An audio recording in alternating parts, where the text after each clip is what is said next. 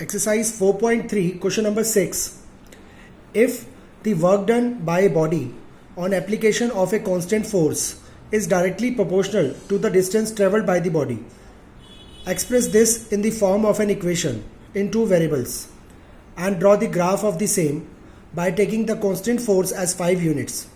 Also read from the graph the work done when the distance travelled by the body is first part 2 units, second part 0 unit.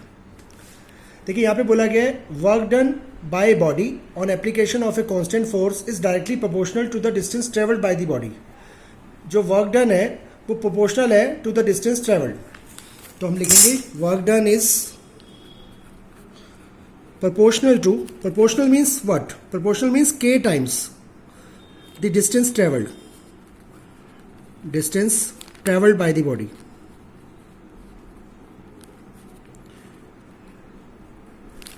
देखिए work done proportional है to the distance travelled. प्रोपोर्शनल का मतलब होता है के times. के क्या है? वेयर के is any real number but not zero. के का वैल्यू जीरो नहीं होना चाहिए. जीरो के अलावा कुछ भी हो सकता है के का वैल्यू. आगे बोला गया express this in the form of an equation in two variables. आपको इससे इक्वेशन बनानी है टू वेरिएबल्स के अंदर. तो हम एज्यूम कर लेते हैं लेट जो डिस्टेंस ट्रेवल्ड है, distance travelled by the body x है और जो वर्क डन है वो एज्यूम कर लेते हैं वाई है. तो let distance travelled by the body X units. Unit कुछ भी हो सकता है, किलोमीटर या मीटर या सेंटीमीटर कुछ भी हो सकता है. एंड वर्क डन जो हम एज्यूम कर रहे हैं, वर्क डन हम ले रहे हैं वाई. तो अगर ये वैल्यू यहाँ पुट कर दें तो work done is proportional to, proportional means k times the distance travelled. Distance travelled क्या है? एक्स. ये इक्वेशन बन गई हमारे पास.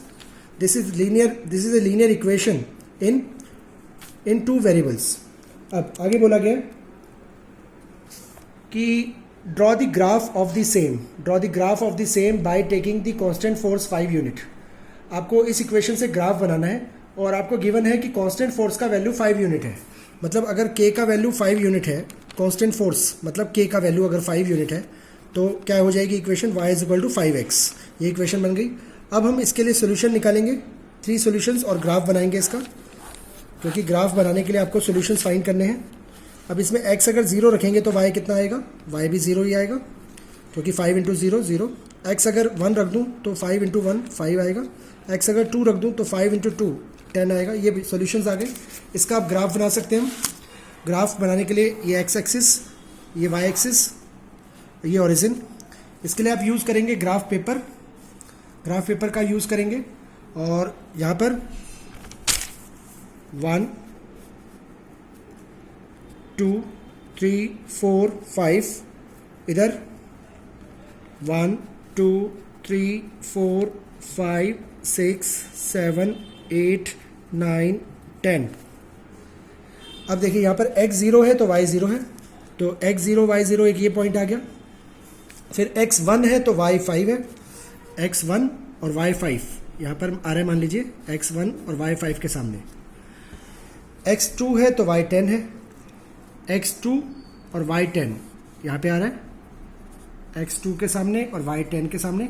तो इन तीनों पॉइंट को जब हम ज्वाइन करेंगे तो स्ट्रेट लाइन आ रही है. और इस लाइन की इक्वेशन है y is equal to 5x. ये ग्राफ बन गया हमारा. आगे बोला गया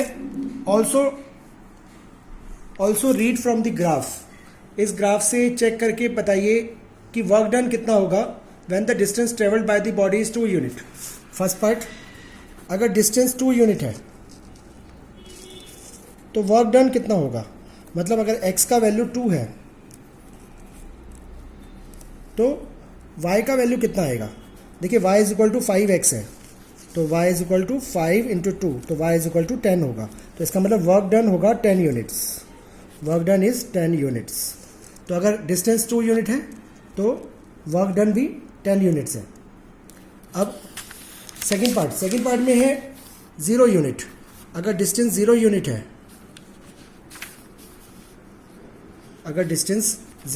है, मतलब x का वैल्यू अगर 0 है तो y का वैल्यू कितना आएगा? y का वैल्यू भी 0 आएगा. आप इक्वेशन में रख के देख सकते हैं, क्योंकि y is equal to 5x है. तो x अगर 0 है तो 5 इंटू 0 0. तो अगर डिस्टेंस 0 यूनिट है तो वर्क डन भी 0 यूनिट है.